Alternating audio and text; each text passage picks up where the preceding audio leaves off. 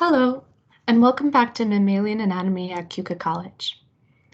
Today what we're going to do is we're going to continue our lecture on Chapter 11, the muscles of the body. And in Part 1, we learned about how fascicles and muscles are arranged, the lever system that muscles use in their bone-muscle relationship, and we learned about synergists, agonists, antagonists, and fixators. In Part 2, what we're going to do is we're going to look at the organization of skeletal muscle cells, or not muscle cells, just skeletal muscles in general. And specifically, we're going to focus on compartments in the limbs. So this lecture is going to be kind of divided into two parts. We're going to focus on the compartments that are found in the upper limb, so the arms, and we're going to then look at the compartments of the lower limbs and the legs. So in the previous lecture, we learned that muscles really like to be organized into bundles. And we saw that muscle cells will be organized into fascicles. Fascicles will be organized into muscles, and all of that is accomplished by using dense fibrous connective tissue. But that bundling doesn't stop just at the muscle. It'll actually continue up to the muscle groups, especially in the limbs. So different muscles are going to be compartmentalized together into compartments using dense fibrous connective tissue. In a given compartment, the muscles are going to actually have similar insertions and origins. And so this means that the muscles are going to have similar actions. So within a given compartment, we're going to have its prime movers and its synergists. And not only are muscles of a similar action grouped together, it's really cool because these muscles are usually innervated by a single nerve. And so I know we're going to get into nerves in the future, but I wanted to kind of start the conversation now. Yes, no, maybe so. Let's kind of learn more about it. So compartments are going to be contain muscles that perform a similar action and are innervated usually by the same nerve. Another thing that is important to know about compartments before we go into a little bit more detail is that within a given region, like for example the upper arm or the brachial region, there can be multiple compartments. And these compartments can actually have opposite actions or antagonistic actions. So for example, in the upper arm, we have an anterior compartment, which is responsible for flexing the elbow, while the posterior compartment is responsible for extending the elbow. So we have antagonistic muscle groups within those two compartments. So what is my ultimate goal for you in understanding muscle compartments of the limbs? I'm not going to make you learn every single muscle compartment, every single muscle nerve. That would be excessive. But what I would like you to do is know one compartment really, really well. And what that means is know what muscle or muscle groups are within that compartment, what nerve innervates it, and what are the actions of that muscle compartment. And so this will give you kind of an understanding of how muscles are organized, and it will help later on when we get to the nervous system, when we look at the different nerves that are in our peripheral nervous system and which muscles they innervate. So let's begin. So in this part, we're going to focus just on the upper limb today, and in the next video, we're going to focus on the lower limb.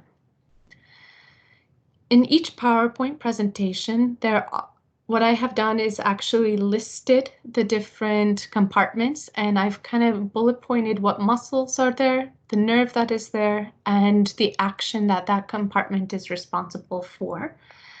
I'm not going to focus on the texts when I'm going over the presentation, but these PowerPoints are available to you on Moodle, and as always, you're able to pause and rewind this video. So if you want to pause on this slide, you can do so and take down your notes.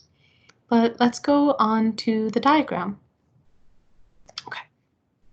So this diagram is going to look at the compartments of the upper arm, or the the brachial region. So the upper arm or brachial region. And so let's kind of orient ourselves to the diagram. So what we have here is we have the arm, and the arm has been transversely cut to be able to show the relative positions of the structures within the arm itself. So here you can see my kind of cursor, and right in the center of this is the humerus. The humerus is the bone of the upper arm.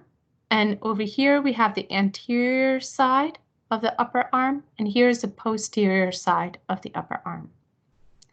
In the anterior side, we're going to have the anterior compartment, and the muscles that are located in this compartment are going to be responsible for flexing the elbow and also flexing the shoulder, depending on how the muscles contract. What muscles are located in this anterior compartment? Well, they will include the brachialis muscle and then the biceps brachii. One muscle that isn't illustrated here is the coracobrachialis. Oh, that's a name. Coraco coming from the coracoid process of the scapula. That's where that muscle originates. And remember, coracoid means raven or crow. Just a bit of review from different things that we have learned. Okay, so the brachialis muscle, the bicep brachii, and the coracobrachialis are going to flex the elbow and the shoulder. And they're going to be able to do this because they are innervated by the musculocutaneous nerve. So that information is a little bit lower over here. And yeah, so that's the anterior compartment. Let's look at the posterior compartment and the role that it plays in the arm.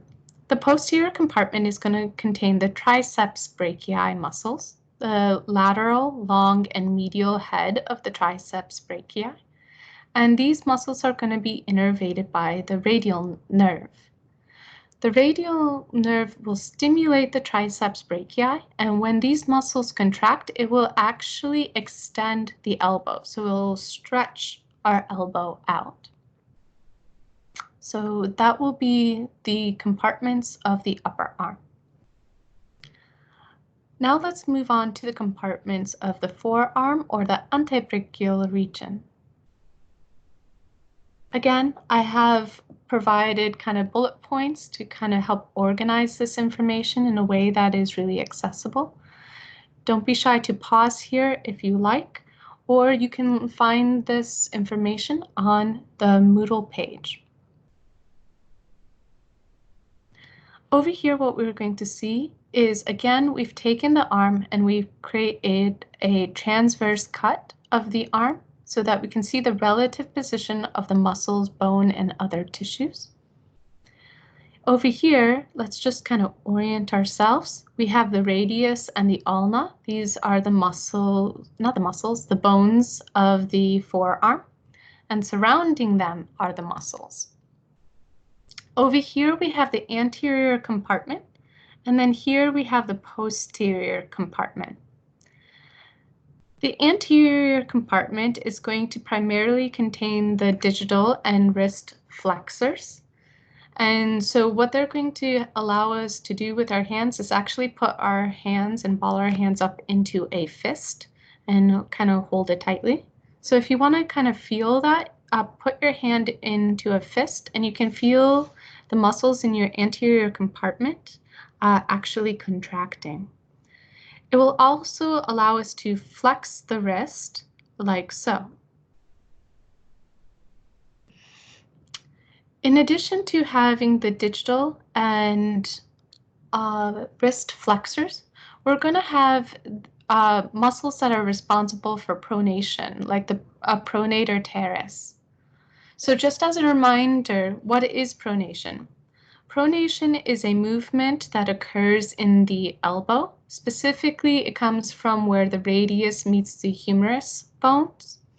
And it will allow the palm to flip over and kind of face downwards against the table, or if we're standing in an anatomical position, it will cause the palm to flip and face posteriorly.